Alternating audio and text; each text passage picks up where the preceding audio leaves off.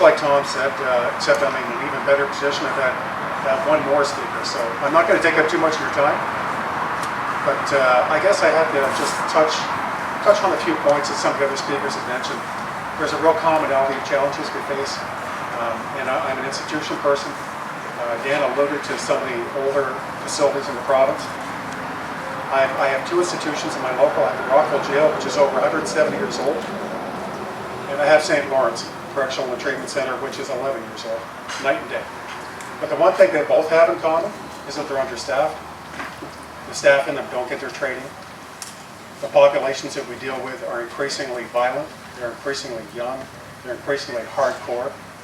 I started back in 1988, and I would not have foreseen what I deal with on a daily basis. Then I wouldn't have believed my local environment these days.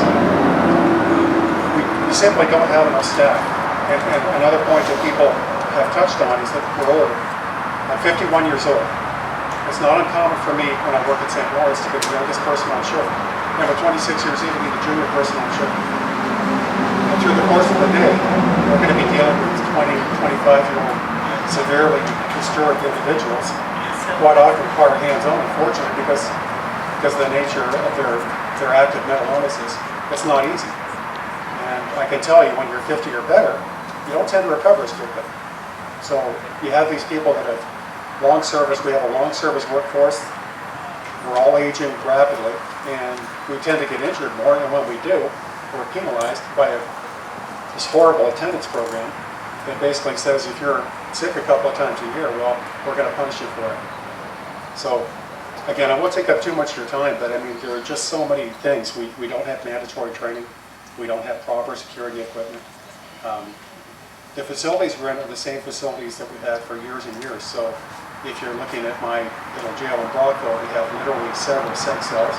And as Tom mentioned, that used to be for behavioral issues. Now it's a mental health unit. And it's not just the people from the old psychiatric hospitals we're getting. When CompSoc closed down their facilities, now we're getting a lot of dual diagnosis issues. So we have people with significant developmental delays who simply cannot function in the general prison population. Our entire population pretty much is special needs these days. And the ministry hasn't evolved to meet the changing needs of this population. It's the same infrastructure, it's falling apart, it's not maintained, it's the lack of staffing increases. Frankly, you mix all these things together and it's a really volatile cocktail that's waiting to explode.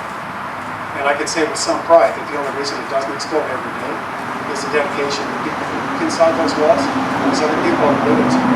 You don't see that because the ministry doesn't want anything to escape the confines of the prisons.